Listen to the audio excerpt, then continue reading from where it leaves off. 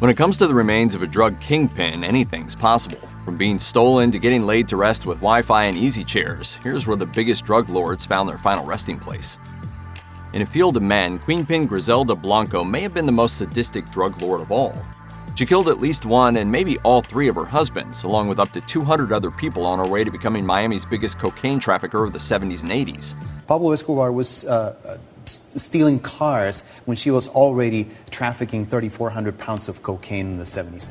In 2004, after 15 years in a U.S. prison, Blanco was deported to Colombia for a sort of semi-anonymous semi-retirement. But her enemies played the long game. In 2012, the 69-year-old was picking up meat from the local butcher. While she waited, a man in a motorcycle helmet entered the store and shot her twice in the head. Ironically, drive-by motorcycle hits were a technique she once pioneered. Bruce Bagley, author of Drug Trafficking, Organized Crime, and Violence in the Americas Today, told The Guardian, "It's some kind of poetic justice that she met an end that she delivered to so many others." 2 days later, Blanco was buried in the Cementerio Jardín Montesacro in Itagüí, Colombia. Busloads of children were brought in for the funeral, while adult mourners shared bottles of liquor. One missing mourner was her son Michael, who was under house arrest for drug crimes in the U.S. California drug lord Felix Mitchell was known by the fab nickname Felix the Cat. He grew up in the Oakland projects where, as head of the 6ix9ine mob, he turned selling heroin into an industry. At one time, Mitchell was earning up to $1 million a month in 1980s dollars. But the 6ix9ine mob killed at least a half a dozen people, with many of the murders personally ordered by Mitchell. In 1985, Mitchell was sentenced to life in prison without the possibility of parole. Just 1 year later, 2 days before his 32nd birthday, Mitchell was stabbed 10 times by another inmate and died. The funeral was national news. Even in the end, this funeral today was flashy and controversial, and the city really couldn't do anything about it. The coffin alone cost $6,000. 1,800 people attended the extravagant service, at which the ushers wore tuxedos.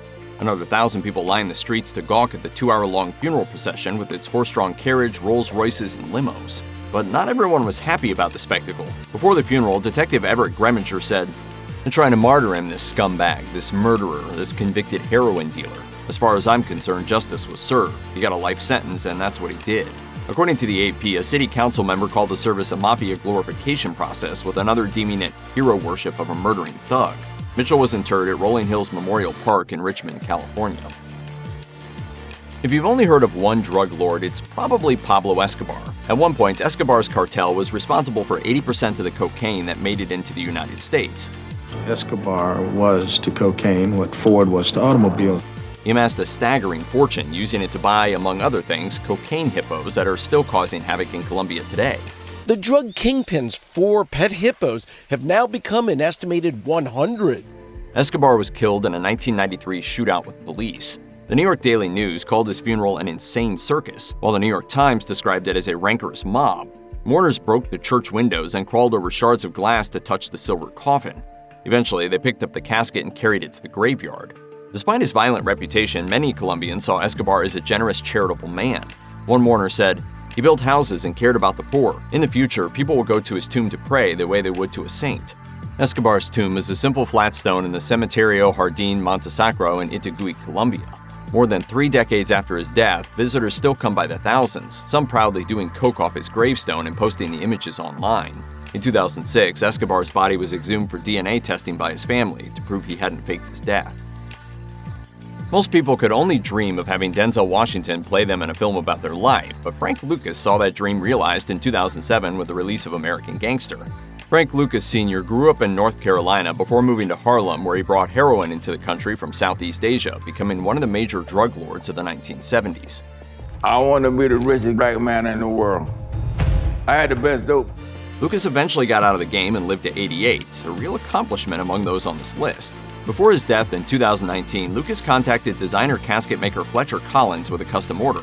Collins produced a $12,000 coffin reminiscent of a Cadillac CTS-V, which had a sliding rooftop, head, and tail lights and featured a North Carolina license plate. Lucas's nephew, the Reverend Jamal Harrison Bryant, gave a eulogy at his funeral. Perhaps knowing that people would question a man of God being a part of a notorious drug lord's send-off, Reverend Bryant posted about his uncle on Instagram, writing, "You get to pick your friends, but God gets to pick your family. Tomorrow I am delivering a eulogy for my uncle, Frank Lucas. He flooded more drugs into the country than anyone in the 70s. At the end of his life, he was advisor to many on alternatives to street life. It's not how you start, but how you finish." Lucas was buried at Pine Lawn Memorial Park Cemetery in Kinston, North Carolina. During his career as a drug trafficker, Armando Carrillo Fuentes led a multi-billion-dollar operation, making him one of the richest guys in Mexico and one of the world's most powerful drug lords. He said that someone had to get their hands dirty for the sake of Mexico, and if that meant moving drugs, well, let's move them. This is probably where you expect to learn he went out in a hail of bullets, but the truth is far weirder. Fuentes died in 1997 while getting plastic surgery. Fuentes' funeral swarmed with cops in the military, who took photos of mourners and even frisked some.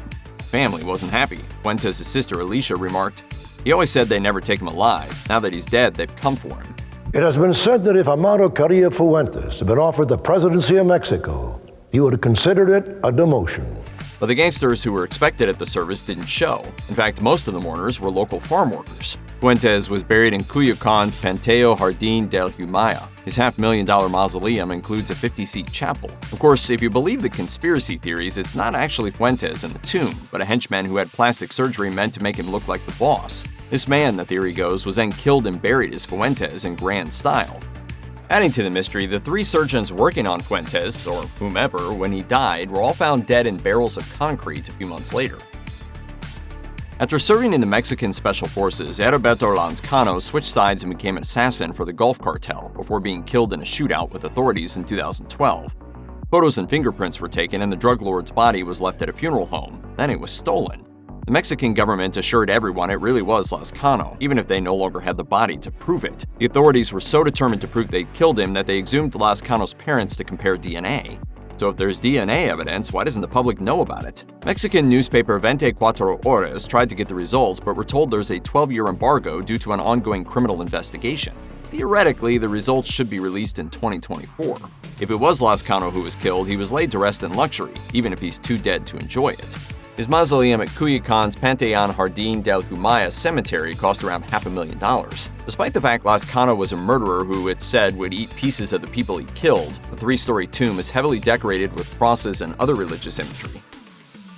Mexican drug lord Arturo Beltrán Leyva was best known for immense wealth, but his money didn't bring him luck. Leyva, who smuggled tons of cocaine into the U.S. and earned the nicknames the Boss of Bosses and the Beard, was killed by Mexican forces in a 2009 raid. A commercial-sized airliner was hired to fly his body home to Cuyoacan, but the funeral itself was small by kingpin standards. No men attended the service at Panteón Jardín del Humaya cemetery for fear of being arrested, and the funeral was far more chill than was expected. The mausoleum, however, was anything but subdued. The 2-story building is more like a mansion, complete with Wi-Fi, satellite TV, air conditioning, 2 bedrooms, and a kitchen. Ramón Arellano Félix had the distinction, such as it is, of appearing next to Osama bin Laden on the FBI's most wanted list from 2001 to 2002. But in 2002, Félix, despite being in charge of the Tijuana cartel, decided to micromanage the murder of a rival, traveling with some of his henchmen to do the killing. Before he got the chance to take out the fellow drug lord, he ran into the cops, who took Félix himself out. That is, they're pretty sure it was Félix. One of the 2 men killed by police in the shootout was carrying an ID with the name Jorge Perez Lopez. However, he was in possession of a gun that had killed 2 judges. For that and various other reasons, the body was identified as Félix. Since he was dead, the authorities should have had plenty of time to make sure. Then someone claiming to be a relative picked up the body at the funeral home and immediately had it cremated. Still, after DNA testing blood from the man's clothes, authorities said they were, quote, virtually certain the dead man was Félix. Pretty sure. If the name Héctor Beltrán Leyva sounds familiar, that's probably because his brother Arturo Beltrán Leyva is also on this list. Along with their brothers Alfredo and Carlos, they ran the Beltrán Leyva cartel. But Arturo was killed and the other 2 brothers were in jail, leaving Héctor, known as LH, the last one standing. He took full control of the cartel in 2009 until he was finally arrested on drug trafficking charges in 2014. Surprisingly, it wasn't Héctor's vicious rivalry with notorious drug lord Joaquín El Chapo Guzmán that did him in. In 2018, while in jail awaiting trial, Héctor started having chest pains. Guards administered first aid, then rushed him to the hospital, but Héctor died of a heart attack aged 56. His body was flown by Learjet to the town of Hermosillo, where it was held under tight security on the VIP floor of a mortuary. The secrecy seems to have extended to the eventual disposition of the remains. It's not known where Héctor's body eventually ended up, or if he was cremated. José Gonzalo Rodríguez Gacha was another drug lord who was seen as charitable by those in his hometown, in this case Pacho, Colombia. Yes, he paid to renovate town buildings, but he made the money to do it as the number 2 guy in the Medellin cartel. Jose Gonzalo Rodríguez Gacha was a genius in discovering routes for smuggling into the United States. Rodríguez Gacha was killed along with his son and 5 of his bodyguards in a 1989 shootout with police, and all 7 were quickly buried in a mass grave before being exhumed 2 days later and returned home. There, anywhere from 3,000 to 15,000 mourners paraded through the streets, although the funeral itself was limited to family only. His remains were interred in the local cemetery in a luxurious wooden coffin. Or were they? 2 years after his death, the Chicago Tribune spoke to residents of the town, and a lot of them seemed pretty sure the drug lord was still alive. He was even said to have gotten in better shape and attended his own birthday party. The paper explained that even those who claimed not to believe the conspiracy theory said so, quote, with a pinch of doubt and much fear. The head of the local hospital, Dr. Antonio Ramirez, explained they never showed his face on television when he died. The funeral was held at night and the coffin was closed. That's not done in Colombia. It's possible they buried somebody else in his grave.